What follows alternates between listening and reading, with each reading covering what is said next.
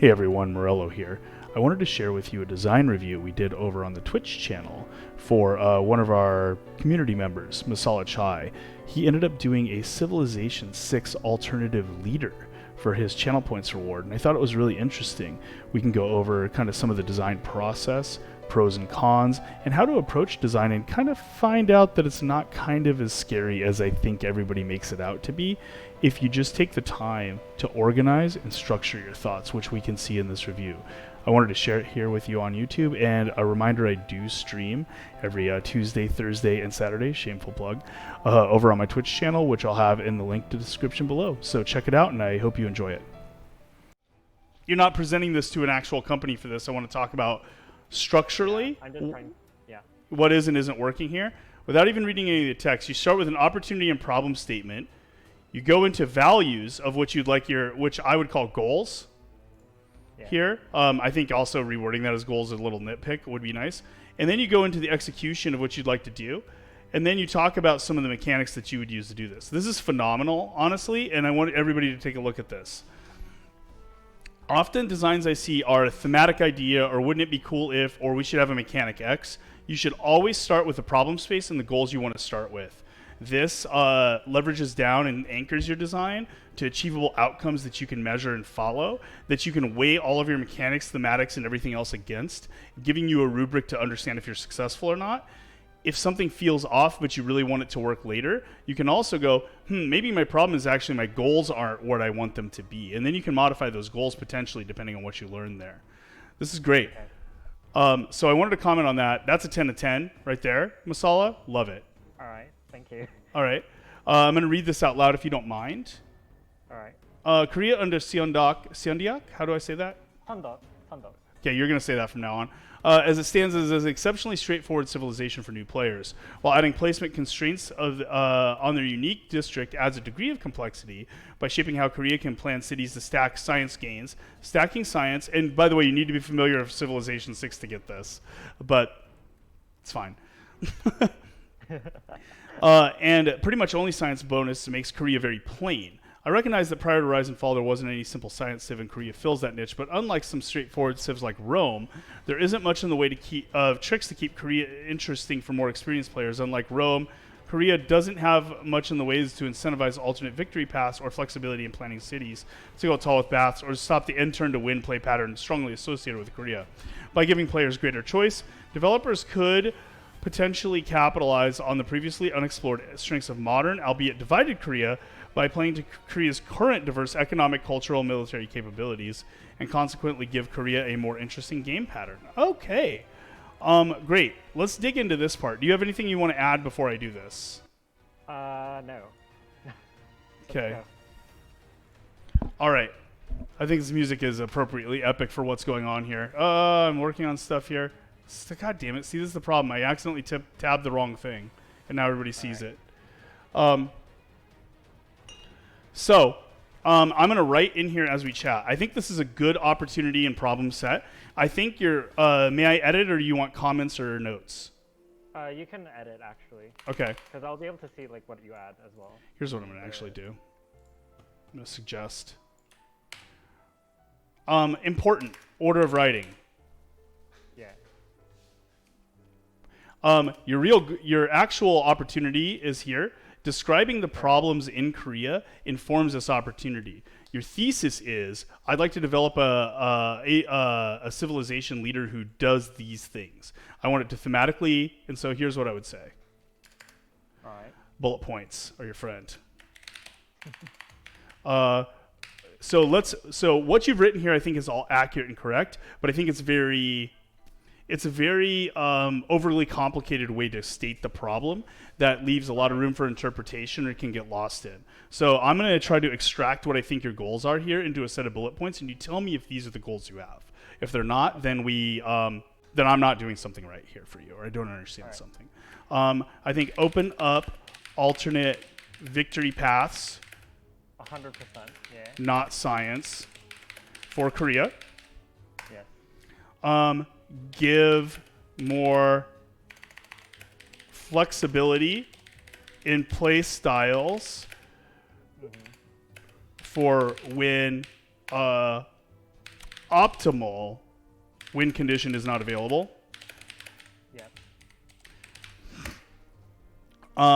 Increase decision making richness turn to turn for Korea. Align with a more modern and different thematic than align with a more modern thematic take on present day Korea. Yeah. That's what I see here. Sunduk is from like 1400 years ago. Right. Yeah.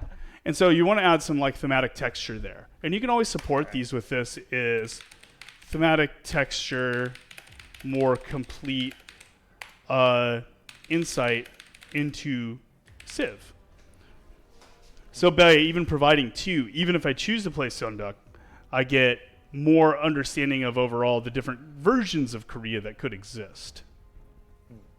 Does that seem right? Yeah, that pretty much goes into Turn up Masala a bit. It's hard to hear him. Okay. Yeah. I feel that, traditionally we've tended to stay away from modern era Korea a lot for most of the series.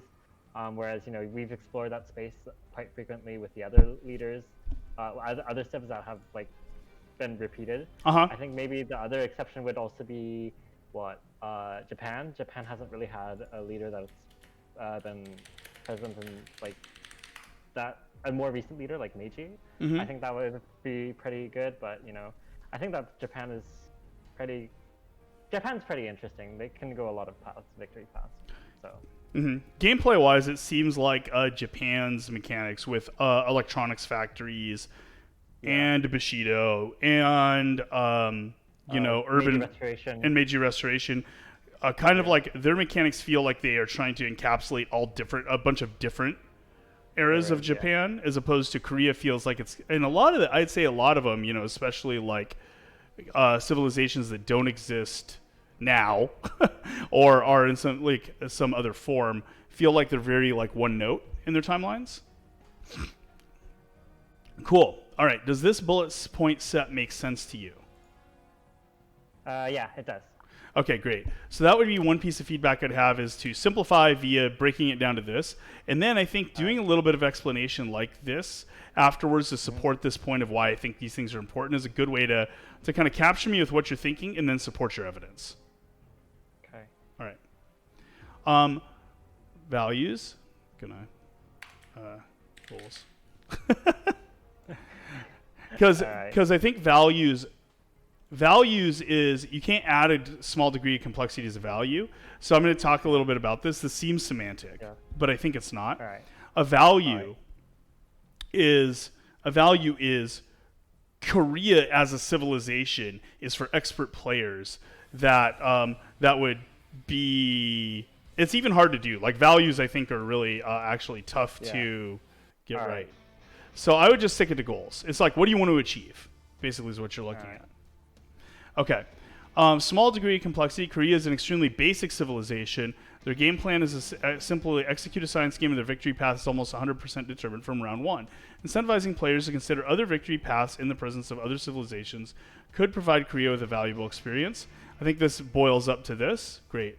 I think this, though, so this is a cross I have to bear. Yeah. This is never a thing you want. Okay. So complexity, and this is a thing that I think this might be, sorry if this sounds awful, but follow me. All right. Complexity is a cost of depth or decision making. What do you actually want? Like, it seems like what you're saying is that their decision making is weak and deterministic. Yeah. It seems like they don't have a lot of room for gameplay choice. All right. Yeah. So I would add some degree of new decisions to. Okay. Yeah. Because then complexity is, you'll pay complexity to get this, but your goal will be to want, in general design, you want to pay the least complexity for the maximum amount of decisions. All right. So complexity is an esports team. Oh gosh. How's Civ 6 played since 5? Okay. Yeah, there's districts. Right. No longer heavily workers, yeah. Builders. GG. So yeah, and it's like what we would be is here's an example of where you might be okay with. I'll add this as an idea if this is true. Mm-hmm.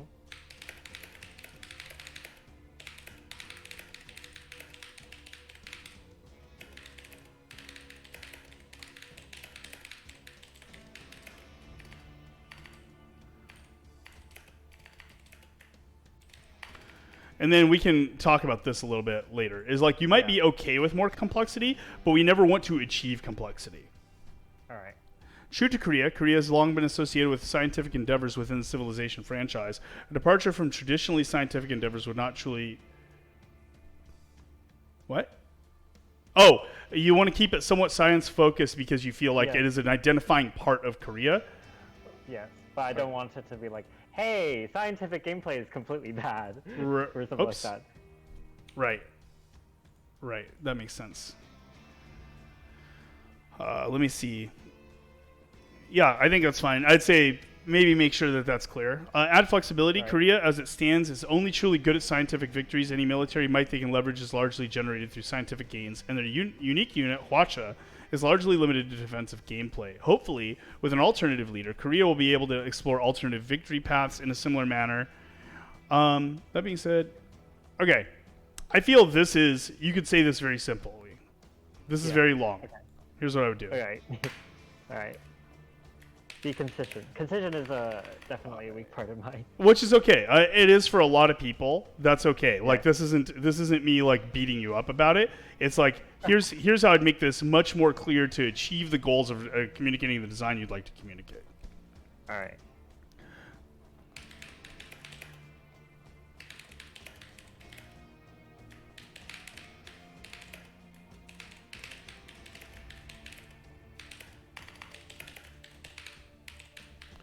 Oriented Civ. A new leader should open up new victory paths. Okay, now what we've also found is maybe what I'm putting here is what we're putting there. We'll find a way to resolve that either way, but either way, you can take some of this information and now it's boiled up to a really readable digest that gets me aligned with what you want to try to achieve. This is very important because before I get into this stuff, and this is where a lot of people, especially listening in the chat, if you haven't tried this before, people often start here in the mechanics because they have an idea for a mechanic. And that's usually hard because I'll go look at your mechanics and my first question will be, what are you trying to achieve? If you tell me what you're trying to achieve first, then I can look at your mechanics under the lens of what you're trying to achieve and understand, will this do that or not? And that's a much better analysis for it. It just helps everybody get to a crisp understanding of, is this mechanic going to be successful? And that means even if I don't like the mechanic, I can still see that it could work, and I can be like, oh, okay, cool, that'll work. Overall execution potential. Oh, go ahead. Yeah, so those are so for the first and the last one, I also gave a reason why I rejected those themes. Mm-hmm. Yeah. Okay. So I think this is good to do, is like, here's some ideas for themes. And I think diplo balance is interesting. I feel like you have, so overall execution, do you think this is their passive? No, like, I chose to focus on the second one, Miracle upon the Han, because I think that would be something that would be well associated with Korea. So the first and the third one were sort of like my brainstorming and like trying to figure out what sort of victory paths could open up to Korea. I think that, gold in production, like generally as a stat, makes things very, very accessible. You can see that with Mansa Musa, where yeah, he's very flexible. He's a very late game oriented civilization though. I'm not trying to make him Korea like Mansa Musa level, like you get minus production in exchange for like a crap ton of gold and all that stuff. You know what it actually sounds like to me is what I think this has. I'm going to reword this now that you've said that because I've learned something new about your goal, okay? Yeah.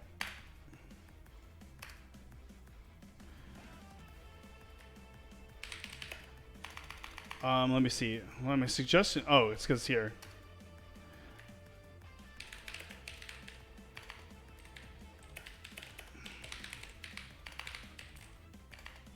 I think this is what you want. Is you're basically talking about what I would call as a guardrail. Is a even though you're trying to add flexibility to Korea, what you're really trying to do is make sure that you don't change the identity from science orientation, which you sort of say up here. But what you're saying is like, if I ever change this to where it becomes an economic civ or a military civ, then I've gone too far. Yeah.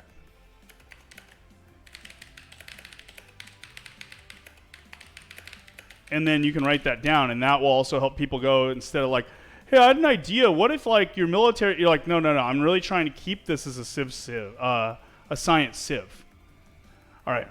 And so you chose this one, the Miracle Upon the Han. Yeah. Okay. I'm gonna make keys off. All right. Oops. Excuse me.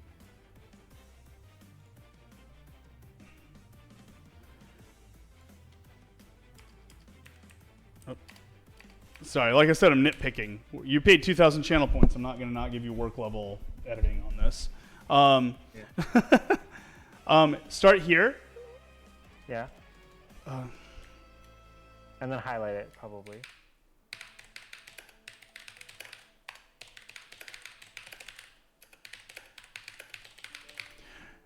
These are mostly like an appendix of something you tried but ultimately decided you didn't want to do. All right. So these are primarily into readability. That's right. And also, like, when I was looking through this, I'm like, cool. Okay, cool. Okay, cool. All right. So have you picked one? And you're like, you had. You're like, okay, which one do you want to do? Here's a couple of other ideas I had. Wonderful. We're doing Miracle Upon the Han. Everything, it should be, if you're familiar with journalism, I should be able to take the information I've made in the previous statement down to the next statements with me as additional context that will help me read them more clearly. All right, got it. So far, though, I really like your goal set. I'm nitpicking you a lot here on wording, but so far, everything you're saying is making sense from a design standpoint. You have a clear problem and opportunity statement. You have a clear centralized idea you'd like to go with to explore for your first choice. And you have guardrails and evaluation criteria you could use to evaluate and see if your decisions and designs are beneficial or detrimental to your goals. So that's very good, and most people don't come with that. So I will say that's a really strong start. I think, like, honestly, I'm impressed by this from as an amateur designer. Like, this is rare to see that level of thought into that. So good stuff, man. Okay. Let's look over the mechanics, and we're going to be looking at these leader, Park Chung-hee. Park Chung-hee, yeah. Okay. He's the controversial one, like, kind of like Haile Selassie was for Ethiopian Civ 5. But I think that he's really attached to like the development of the country, so I chose him. All right. Compensate lost science by outpacing competitors in the golden production game. Okay. Leader agenda. Oh, AI only. Like civilizations of the same government or higher. So when you do this, is this because you want why did you choose this leader agenda? Because he kind of, as a sort of individual, he kind of denounced, North Korean communism and stuff like that. Yeah, he was kind of an ideologue. So. But he'll never have ideologue. He looked to more developed countries at the same time. So, during like the 1960s, he went to like the IMF. He went to West Germany. He went to Saudi Arabia.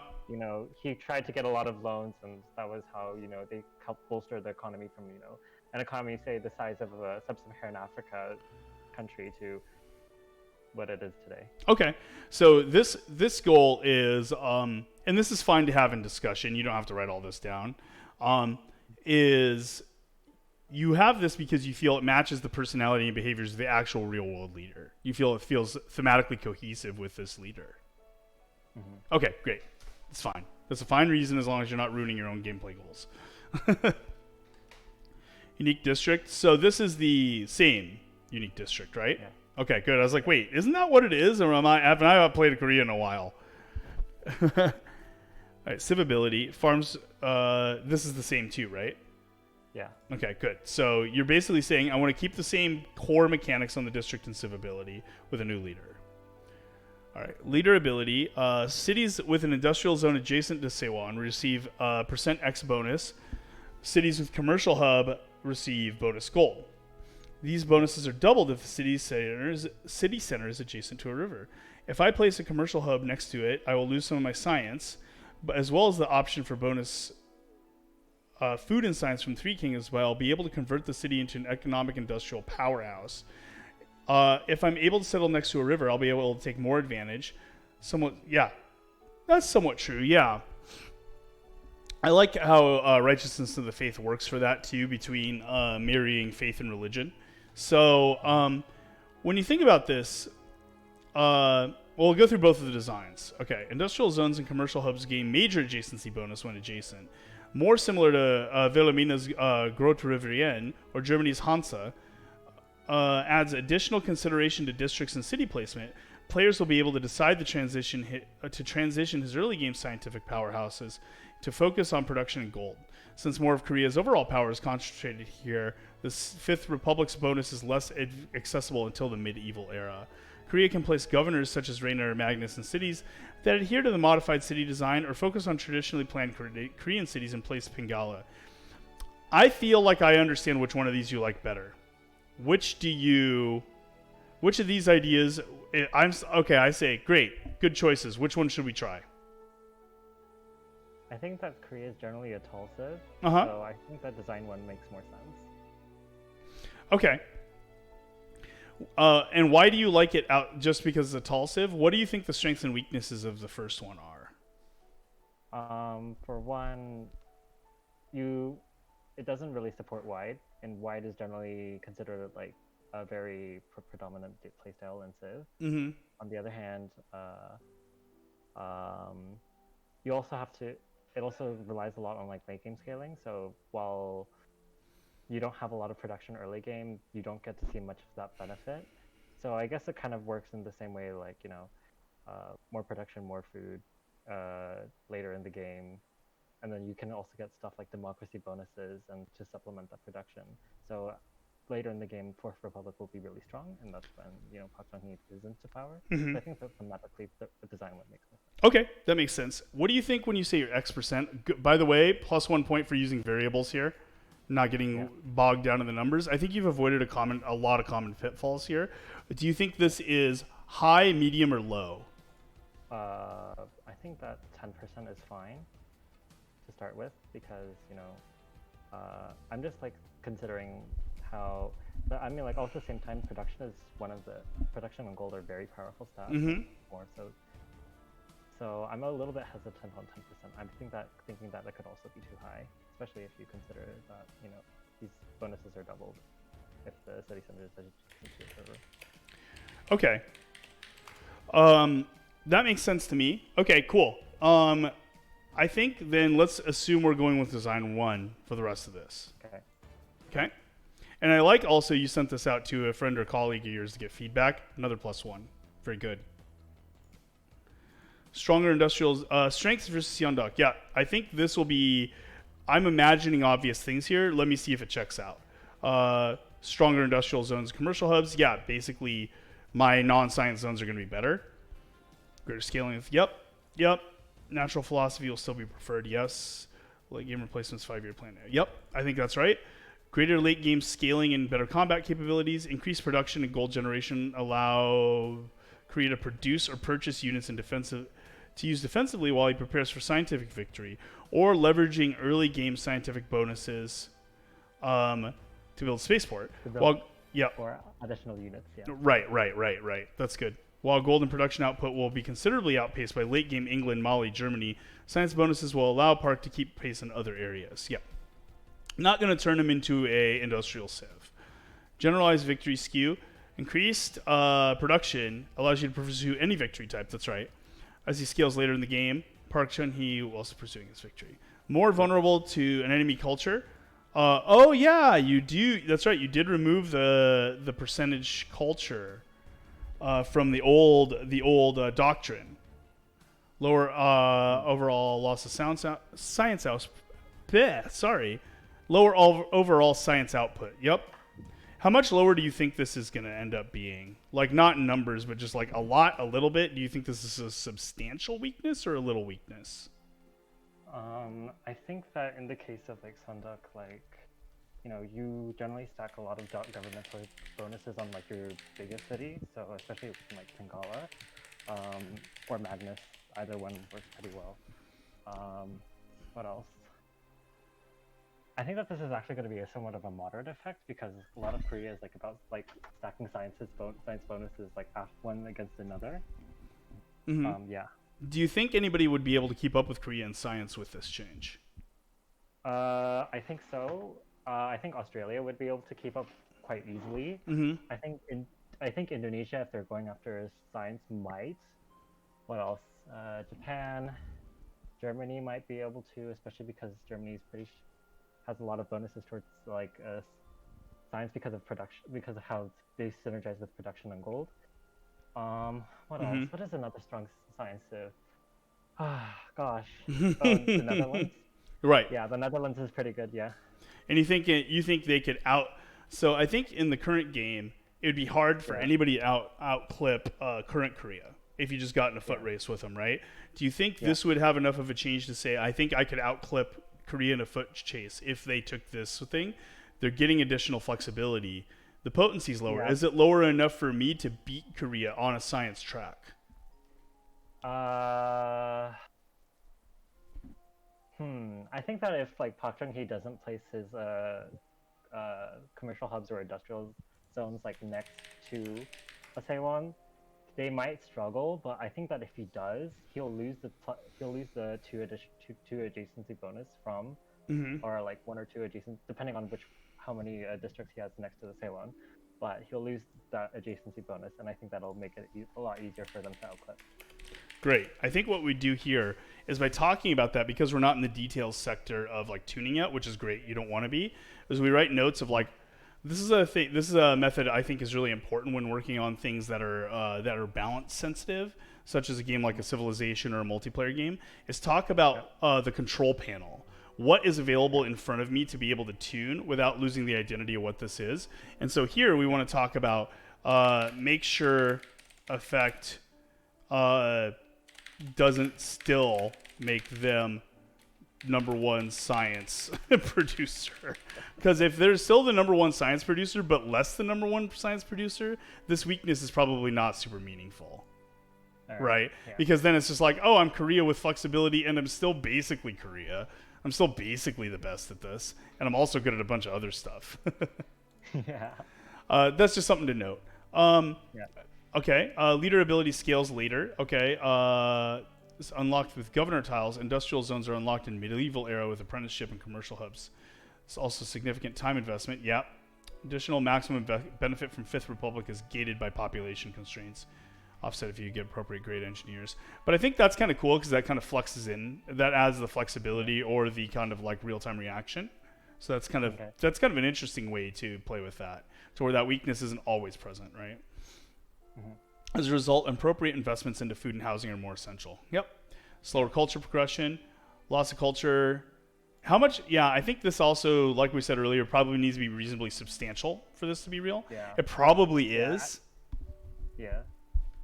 Because I think that, like the Hwarang bonuses might be like fairly minor, especially on the side of culture, but I think that for Korea, like every point of culture like does help with because they don't generally progress the civic tree anywhere near as fast as they do with the tech tree. So I'm going to answer a question in the chat real quick. Here, I'll just chat it. Basie, I think so. I'm not the expert on that. You would have to check with somebody else who works on that kind of stuff. If you're trying to check with me for an official record to like use it as a ruling or something like that, I wouldn't recommend that because I don't know enough. Probably check with Volcano, would be the person who probably is public who best knows, or Classic. Basically, we won't let people stretch it. Outside of that, I don't know. Sorry. Yeah. Oh, he is streaming now. Okay. Back to the design thing. Oh, I just removed your thing. And more, I think this is huge, honestly. Like, this constraint is very meaningful because some games, this is not going to be a big constraint. I'm going to have banger games with this leader, and sometimes it's going to be a real nightmare, right? I think that flexibility coming at that constraint is a really interesting trade-off. That helps make it so I can't optimize the cities in the same way I would before. Therefore, to access this power, I have to make additional, potentially suboptimal decisions. Yeah. That's great. Do you think it's fresh water or river? It's river. Oh, great. That's even a so larger no lake. constraint. Yeah. All right. Overall civ weaknesses, like most other scientific civs, except Australia. Weak to early domination. Yep. Okay. Vulnerable to spies, though not nearly as much. Yeah. Yep. Okay. That all checks out to me. Great. Okay. Awesome. So, do you have any closing thoughts on what we've just talked about as a design before I kind of give you the summary overview of what I think? No. I don't really have any closing thoughts. So, I think this is an excellent attempt at designing a new civilization. This is actually very impressive, Masala.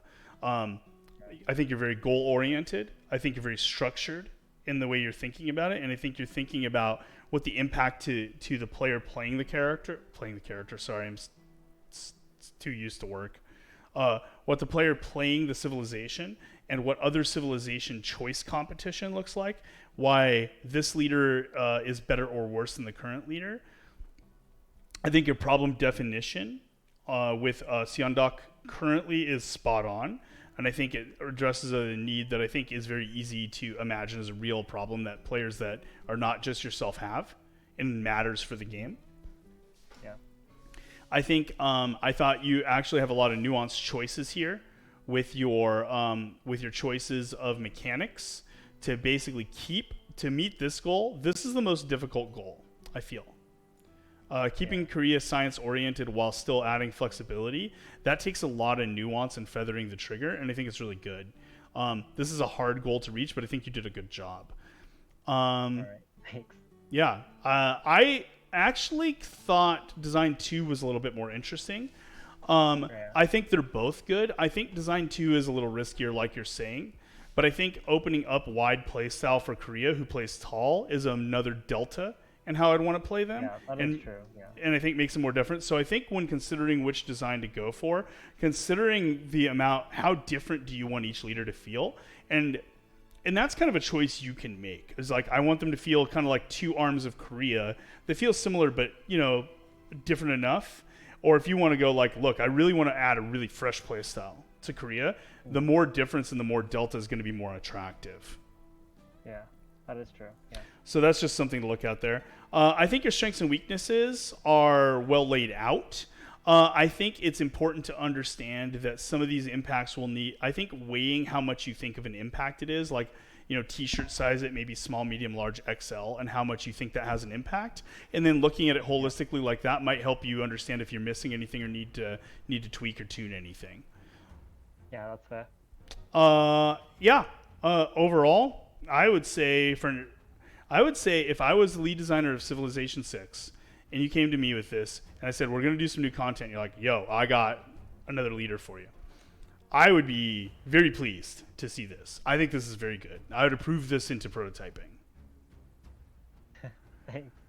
Wow, that's this is very good. Honestly, this is a very impressive amateur design, Masala. I frankly, my expectation, this is also because I think so much of it, though, and I want to call this out for everybody in the chat too.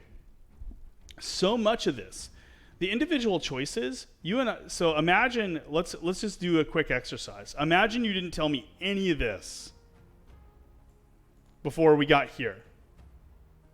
You and I are going to argue for an hour and a half about this. All right. Because I'm not going to know what you're trying to do. I don't know what you're trying to achieve. I'm like, Rivers, that seems really arbitrary. You're like none of this stuff makes any sense, right? You have just this scattered idea. You're like, oh, I think it would be cool if Miracle Upon the Han, that's a Korean history thing I think is awesome. And this is how a lot of these go, right? I think the Fourth Republic, or here's this really big balance concern. I really want to make it not science. It's usually a little bit more surface level, but anchoring yourself into strong opportunities, strong goals, strong reasoning, and boiling each decision you make up into those is a solid. That is what design is. And I think you just did design, like as a actual craft. You didn't just come up with an idea. And I think that's very cool. I think that's awesome, man. All right, thanks. I don't know what else to say after that. I would give this a 10 of 10. Very good. Excellent work. Gold star. I'm glad you submitted this. I found it as fun to read as I hope you did to make, too. I'd like to play this leader. I really enjoyed it, yeah. Very good work. So I didn't really think of what my exit strategy for that was. But yeah, I thought it was a really good job, man. I thought you really employed really good design fundamentals into this. And I think if design was something you wanted to do as a career, or modding is something you wanted to do as a career, I think you have a good foundation to start yourself on with the way you use structured thinking, rational boil-ups, and kind of like information hierarchy to actually generate a design. Wow, thanks. That means a lot. Holy crap. Game design is basically writing and reading book reports? No, Arrive. Reviewing a design, this is how you start. And then you go make the thing, and then you go tweak the thing, and then you go remove a bunch of skills, and then you go change everything, and then it doesn't work. And then you're like, wow, rivers are not reliable enough, and he has to change his whole river thing. Whatever. But you get through that through prototyping. This is the first step of a 12-step process to do a design. If that makes sense. So yeah, this is not a design that is, this is not a, you could go put this in the game and it would work like this. As a matter of fact, many of these things would be changed over the course of prototyping based on testing. But it's a strong thesis. It's a strong starting point. And it's a goal set we can say, we want to achieve this. Let's go try to achieve this. You get in the details. Look, maybe this % gold bonus and % production bonus is fucking insane. You're like, you put it at 5% and you're just like, oh God, oh no. He's the science military Goldmeister man and Korea's just the best at everything. You're like, you have to change it. You have to totally rework the thing if that happens. But that's okay because we can go, oh, you don't go, oh no, what do I do? We go, well, what are our goals? Oh, here's my goals. I'm going to try another mechanic that serves these goals. And then you get that in there. You play test that and you iterate. How often do design reviews like this occur on the job? We have a whole phase called the paper kitting phase that starts off a character or a system or a thesis.